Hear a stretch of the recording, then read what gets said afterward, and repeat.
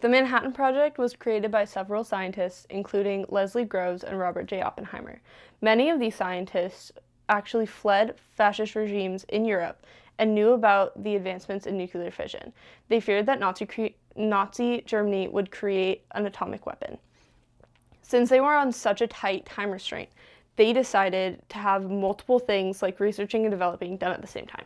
The physical separation necessary to create the uranium needed for the bomb required a large and complex facility with a lot of electrical power to create even a small amount of uranium-235. A lot of workers were brought on to help man the machines and the equipment, but since this was a part of the Manhattan Project, they were sworn to keep a secret that they didn't even know. In World War II, there's a massive labor shortage. And so a lot of the reason why women are brought into the workforce in general at this time is to recognize, in recognition of a labor shortage. Many of the men have gone off to war, many others are still working in the industry, and so I wouldn't necessarily say that there's an attempt to recruit these women in particular, but there is an attempt to just more broadly bring women into the workforce like never before.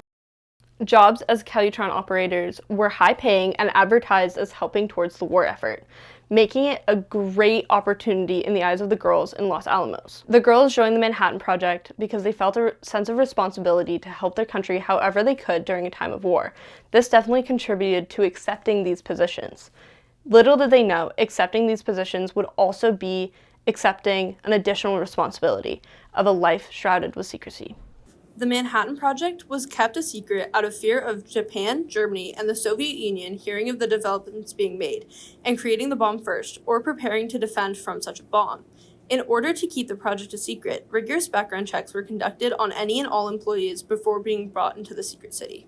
If somebody started to pose a lot of questions or somebody started to maybe ask about the bigger nature of the project, they would be told quite firmly, that's not your lane. You are here to do this job and this job only, and everything else do not concern yourself with. And if you start to ask too many more questions, we're going to have to maybe talk about some disciplinary measures. All of the secrets and near threats surrounding their living environment had a detrimental impact on the workers' mental health. The workers' right to decision-making was violated when the creators of the Manhattan Project didn't tell the whole truth. On the other hand, the Calutron Girls working in a male-dominated position helped further their rights as women and the right to hold the same position as a man. This, in part, gives rise to the modern feminist movement, where women get a taste of that independence. They get a taste of work. They get a taste of a paycheck. And so while there's an attempt to kind of roll the clock back in the immediate aftermath of World War II, particularly as it relates to women and their role in the workforce, it's short-lived. You've kind of unleashed a movement that is really only going to be fully realized, not within 5 to 10 years after the war, but certainly within 15 to 20 to 30 years after the war, in which we see women ascend into all levels of government, all levels of the private sector, the public sector. And I think there is a real connection there with the work that they did during World War II. The Calutron Girls were the women working to monitor and adjust the Calutron machines, nicknamed racetracks, which separated the uranium atoms used for the atomic bomb. These machines and processing facilities were located on a Y-12 plant in Oak Ridge, Tennessee, also known as the Secret City. The racetracks, which operated by turning dials and pushing buttons, were manned by women, who were hired to fill positions left empty by men at war. Within the Y-12 plant, there were very few women ever brought to higher positions than operating the machines. The woman would follow their orders and only adjust dials when it was deemed absolutely necessary, and if there was a problem, they would go and get help from someone in a higher position. This actually made them much more productive than the men were when they were in their position, due to the fact that when the men encountered a problem, they would try to fix it themselves, leading to more problems. They would have reported to their site, they would have been given their directives, and they would have faithfully executed those directives without any real knowledge of the big, broad context of what their work was doing. The girls didn't know what they were doing. They didn't know what the machines did. They didn't know why they were there. They didn't know that when they accepted the job, they would lead a life of secrecy, even after the project had ended. If you were going to participate in this project, you would have known a sliver of what was going on. And in the case of the Calutron Girls, this was more about their role enriching uranium. The entirety of the Manhattan Project was very secretive, and everybody working on the facility was held to this secrecy. The Calutron Girls had the right to know what their job was. They had no idea that they were taking part in the construction of the atomic bomb, which led to the deaths of so many people.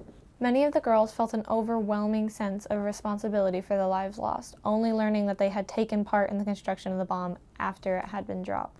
This brings into question the responsibility of the government during the Manhattan Project and the creation of such a lethal weapon, a weapon which was constructed with the labor of workers whose rights were exploited and had no idea that their work would lead to the deaths of thousands.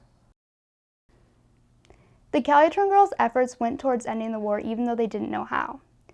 Now, looking back, we can see that the work that they did on the Calutrons supplied uranium that was used for the first atomic bomb, named Little Boy.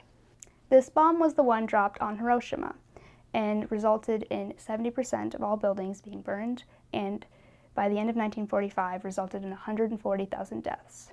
The second bomb, a plutonium one, was dropped on Nagasaki. A heartbreaking story was that of Shin's tricycle.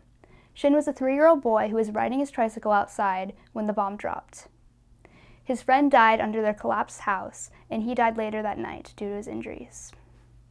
His father and his friend's mother couldn't bear to leave their bodies once they evacuated, so they buried them in the backyard, holding hands. Shin was also buried with his tricycle and helmet, so he could ride wherever he went.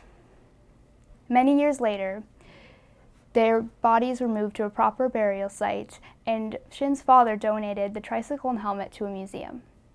In addition to the effect the bomb had on the world, the secrecy that the project was enveloped in had serious effects on the girls' mental and physical health.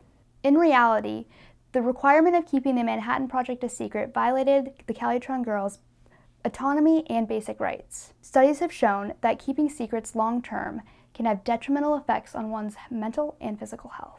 One major effect on day-to-day life observed by scientists is that people keeping a large secret tend to think about it an abnormal amount. Not only in situations where the person is actively keeping the secret, but also during times where there is no risk of revealing it. This often leads to anxiety and lower well-being and life satisfaction. A few negative physical health outcomes include elevated stress hormones, high blood pressure, increased heart rate, and vasoconstriction. The girls did not sign up knowing that they would have to live with side effects such as these for the rest of their lives. And the truth is that a significant amount of the Calutron Girls did live out the rest of their lives keeping the secret. Many of the women did not share about their experiences until around the age of 60. In an interview, Ruth Huddleston, a former Calutron Girl, reflected on the dropping of the bomb. She said, "I was really happy at the time and excited. But then, when I heard later all the people who had been killed, it really, really bothered me, because I had a part in killing all those people." It was the girls' right to know what effects they would experience after the project. And the leaders of the Manhattan Project violated those rights in making the girls keep their secret. The story of the Calutron Girls is largely untold. The role that the women played in the Manhattan Project has, to a great extent, been left out of the project's history. Today, their story has been shared through the accounts of the Calutron Girls who have chosen to speak up about their experiences. During the time frame of World War II, it was not a social norm for women to be economically independent and to be able to provide for themselves. The jobs that the Calutron Girls were able to have at the Oak Ridge plant was a significant jump in extending and normalizing the roles of women in the working field. Their early contribution to the world of science proved that young women could be a part of scientific work, and also helped open up roles for women that before may have typically been reserved for men. The Calutron Girls were an early example of women who helped pave the path for girls in the scientific world today.